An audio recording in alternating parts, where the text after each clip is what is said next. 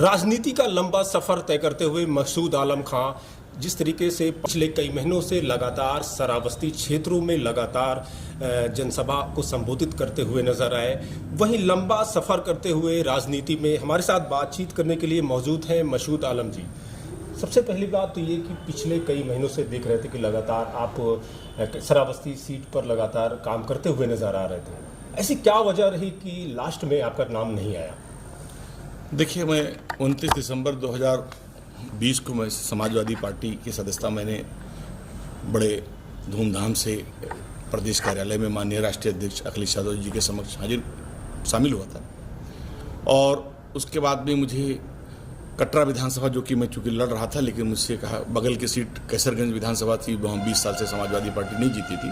राष्ट्रीय अध्यक्ष जी ने कहा कि कटरा से चूंकि श्री बैजनाथ दुबे जी पुराने चुनाव लड़ रहे थे, पूर्व विधायक थे, तो मैंने वो सीट छोड़ दी और हम कैसरगंज चले गए। कैसरगंज में मैंने माहौल खड़ा किया और हमें टिकट भी मिला और हमने नामांकन भी किया, लेकिन नामांकन के दूसरे तीसरे दिन टिकट हमारा कट गया। फिर भी मैंने राष्ट्रीय अध्यक्ष जी की बात, उन्होंने कहा कि नहीं, आप पार्टी में रहिए, आपको सरकार बनने पे सम्मान मिलेगा।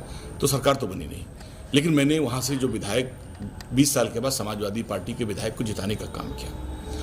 अब लोकसभा का जब चुनाव आया तो मैं 6-8 महीने पहले माननीय राष्ट्रीय अध्यक्ष जी से मिला और अपनी इच्छा मैंने जाहिर की कि मुझे श्रावस्ती लोकसभा से लड़ा दिया जाए। तो 1-2 बार जब मैं भ्रमण कर लिया, उसके बाद राष्ट्रीय अध्यक्ष जी ने कहा कि नहीं, ठीक है, आपको चुनाव लड़ाया जाएगा। तो उनका आश्वासन मुझे उनका मिलने के बाद मैं पूरी ऊर्जा के साथ, पूरी ताकत के साथ वहाँ लग गया और वहाँ के 11 ब्लॉक में, 5 विधानसभा में और सारे कार्यकर्ताओं, मुख्य कार्यकर्ताओं, गांव तक, गरीब तक, पौडंडी तक, सड़क तक हमने पहुंचने का काम किया और समाजवादी पार्टी के पक्ष में या हमारे पक्ष में वो चुनाव खड़ा हो गया। लेकिन अभी सूची आई है, उसमें मेरा नाम नहीं है। उसको देख करके मैं भी आश्चर्यचकित हूँ, ऐसा क्यों? तो क्या आप ओवैसी के साथ जा रहे हैं? नहीं, मैं ओवैसी के साथ नहीं जा रहा हूँ। हमने राष्ट्रीय अध्यक्ष जी से समय मांगा है, अभी वो बाहर थे, शायद आज मैनपुरी का नामांकन था। हम उनसे वार्ता करके, हमारे सारे समर्थकों की सबकी ये राय है कि चूंकि अचानक इस तरह का निर्णय हुआ है, हम लोग तो 100% आश्वस्त थे कि हमें लड़ना है और इसी तरह से हमने लड़ने की अंदाज में सारी तैयारी कर रखी थी। तो अब पहले भी राष्ट्रीय अध्यक्ष जी से मिल करके एक बार फिर हम उनसे अनुरोध करेंगे कि भाई वो वहाँ की जन भावना, वहाँ के लोगों की भावना, वहाँ के कार्यकर्ताओं की भावना, वहाँ की जनता की मांग यही कि मसूद आलम खां लड़े। और मैं वहाँ सर्व समाज, चाहे वो दलित हो, चाहे पिछड़ा हो, चाहे अगड़ा हो, हर समाज की हमें वहाँ पर समर्थन हासिल था। चूँकि हमारा बैकग्राउंड एक सामाजिक कार्यकर्ता के रूप में है, एक आपसी भाईचारा, सद्भाव के बढ़ाने के लिए, बनाने के लिए, हिंदू मुस्लिम एकता को इस जनपद में, इस मंडल में आगे ले जाने का हमने हमेशा काम किया है। चाहे छात्रों को, चाहे बच्चों को, या जब भी कोई आपदा स्थिति रही हो, वहाँ हम खड़े हुए हैं। देवी पाटन मंडल में भी कोई मुसीबत आई होगी तो वहाँ पर भी हम नजर आए हैं गोंडा के साथ साथ। तो इसलिए वहाँ के सारे सर्व समाज के लोगों की हम चाहते हैं कि हम लड़ें। तो एक बार फिर मैं पुनः माननीय राष्ट्रीय अध्यक्ष जी को अपनी भावनाओं से और श्रावस्ती के लोकसभा के लोगों की भावनाओं से अवगत कराऊंगा। अच्छा, राजनीतिक गलियारों में जिस तरीके से वहाँ श्रावस्ती के लोगों में ये एक तरीके से सोशल मीडिया पर एक ट्रेंड और एक ट्रोल चल गया है कि अगर मसूद आलम को टिकट नहीं मिला तो ये सीट हार जाएगी, तो क्या लगता है? नहीं, अब देखिए, सोशल मीडिया पर हम भी देख रहे हैं, आप देख रहे हैं, जैसे वैसे लोग लिख रहे हैं, तो सोशल मीडिया पर तो लोगों की अपनी भावनाएं लोग व्यक्त करते हैं।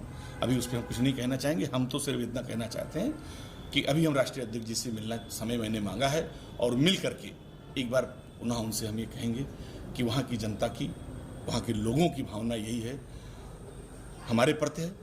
तो एक बार पुनर्विचार करके उस पर और मुझे प्रत्याशी बनाएं। अगर टिकट ना मिला तो मसूद आलम का अगला कदम क्या होगा? नहीं, अभी हम कुछ इस बात में नहीं कहते नहीं मिलेगा। हम ये क्यों है पहले से निराशाजनक बात करें कि नहीं मिलेगा?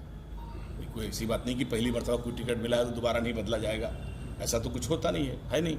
तो अभी हम इस तरह से क्यों बात करें? अभी तो हमें पूरा विश्वास है, पूरा भरोसा है कि राष्ट्रीय अध्यक्ष जी से मिलेंगे और वो श्रावस्ती की जनता की भावनाओं का आदर करेंगे। एक प्रदेश की कैसरगंज लोकसभा सीट बिल्कुल हॉट सीट बनी हुई है।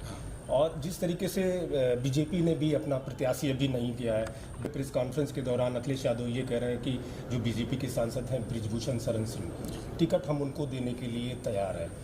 तो क्या लगता है कि उनको टिकट देना सही होगा? ये राष्ट्रीय नेतृत्व का निर्णय है, इस पर मैं कुछ नहीं बोलना चाहता हूँ। हम अपना श्रावस्ती देख रहे हैं, हम इतने बड़ा नेता नहीं हैं। हम अपनी लोकसभा के बारे में, श्रावस्ती के बारे में जो आप पूछ रहे हैं, हमने उसका जवाब दिया और हम उसी पर केंद्रित हैं। राजनीतिक सफ़र जो है का हल्दरमऊ यानी कैसरगंज सीट्स में, कैसरगंज लोकसभा सीट में आने वाला हल्दरमऊ से शुरू हुआ, तो कहीं ना कहीं वो एक हार्ड सीट बनी है। तो आप क्या लगता है कि इस बार कहीं ऐसा ना हो कि अखिलेश यादव आपको कैसरगंज भेज दें? नहीं, ऐसा तो मुझे नहीं लगता। मुझे लगता है कि चूंकि हमने सारी तैयारी श्रावस्ती में की है, पूरी ठंडक, पूरा कोहरा पड़ रहा था, जब सामने नहीं दिख रहा था, तो पूरी ठंडक, गर्मी आ गई, अप्रैल आ गया, नवंबर दिसंबर से मैंने वहाँ भ्रमण शुरू किया, है ना। तो अब जाहिर सी बात है, घर तक पहुँचे, गरीब तक पहुँचे, गलियों तक पहुँचे, सब के लोगों तक पहुँचे, पार्टी की नीतियों को बताया, अपने को भी मैंने लोगों के बीच में रखा, अपने पक्ष को रखा, अपनी बात को रखा, अपना परिचय दिया। तो इसलिए मुझे पूरा भरोसा है माननीय अखिलेश यादव जी को कि वो पुनः विचार करते हुए और मुझे प्रत्याशी बनाएंगे। बिल्कुल, हमारे साथ थे मकसूद आलम खान, जिनका साफ तौर पर कहना है कि अभी इंतज़ार करना होगा कि लेकिन जिस तरीके से सस्पेंस बना हुआ है, तो कहीं ना कहीं राजनीतिक गलियारों में एक चर्चा का विषय बना हुआ है। लेकिन अब देखने वाली बात ये होगी कि इस बार अखिलेश यादव मकसूद आलम की टिकट को लेकर क्या कुछ रणनीति बनाया है, ये दिखने वाली बात होगी। गोंडा से राशिद खान, हिंदी खबर।